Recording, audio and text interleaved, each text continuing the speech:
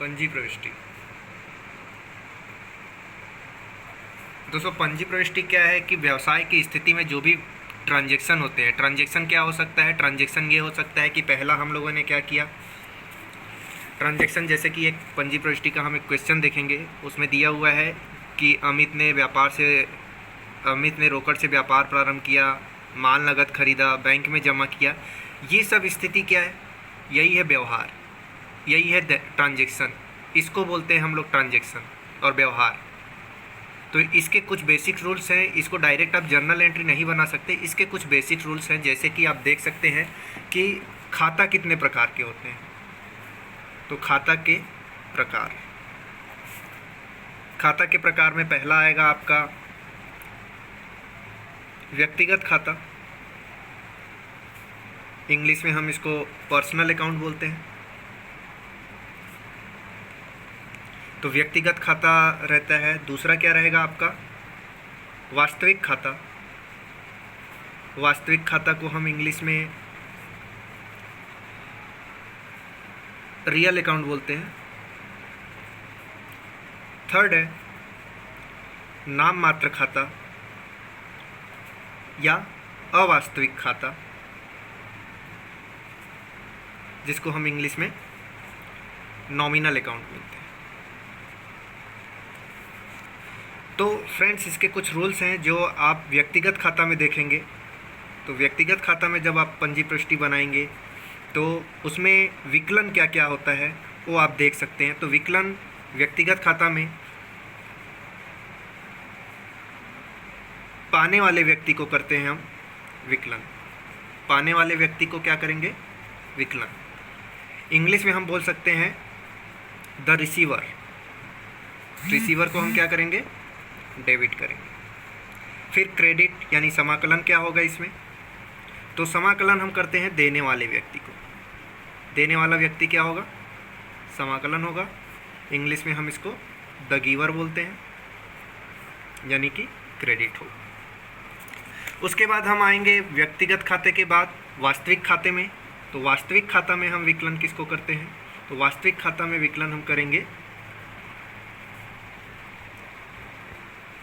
जो वस्तु व्यापार में आती है।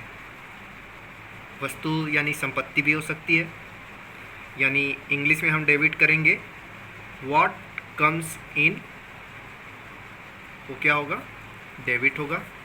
और समाकलन यानी क्रेडिट क्या होगा, जो वस्तु व्यापार से जाती है वो क्या होगा, समाकलन होगा, यानी कि व्हाट गोज आउट।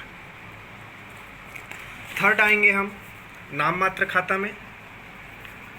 नाम मात्र खाता में जब हम आएंगे तो नाम मात्र खाते में हम देखेंगे विकलन क्या होगा, जितने भी व्यापार के छोटे मोटे खर्चे हैं, तो खर्चे, हानि, ये क्या होंगे, विकलन होंगे, यानी डेबिट होंगे। एक्सपेंसेस और लॉसेस। उसके बाद हम समाकलन करेंगे। समाकलन में क्या होगा, यानी कि क्रेडिट। इसमें क्या होगा, जितने भी इनकम हैं, लाभ हैं या आय हैं, ये सब क्या होंगे, प्रॉफिट, गेन, ये सब क्या होंगे, क्रेडिट होंगे। आप एक बार फिर से रिपीट कर लीजिए। खातों के प्रकार, पहला है व्यक्तिगत खाता। व्यक्तिगत खाता वो खाता है जिसमें आदमी से यानी व्यक्ति से रिलेटेड रहता है, जिसके इसके एग्जांपल आपको चाहिए तो बैंक खाता, क्योंकि बैंक किसी व्यक्ति का खुला रहता है। और जैसे राम का खाता, श्याम का खाता, ये सब क्या है, व्यक्तिगत खाता है। वास्तविक खाता क्या है, वास्तविक खाता वह खाता होता है जिसमें हम व्यवसाय संबंधी जितने भी खाते बनाते हैं, जैसे माल क्रय करते हैं तो क्रय खाता, माल बेचते हैं तो विक्रय खाता, खरीदा हुआ माल वापस होता है तो क्रय वापसी खाता, बेचा हुआ माल वापस आता है तो विक्रय वापसी खाता। ये सब खाते आते हैं। जिसमें संपत्ति खाता आता है, अगर हम फर्नीचर खरीदते हैं तो फर्नीचर खाता, फर्नीचर से रिलेटेड, संपत्ति से रिलेटेड भी वास्तविक खाता है।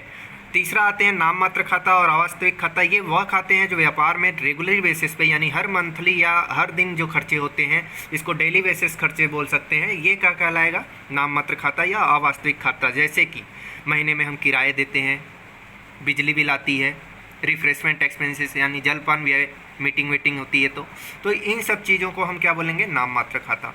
व्यक्तिगत खाता में हम विकलन किसको करते हैं, पाने वाले व्यक्ति को, और समाकलन हम करते हैं देने वाले व्यक्ति को।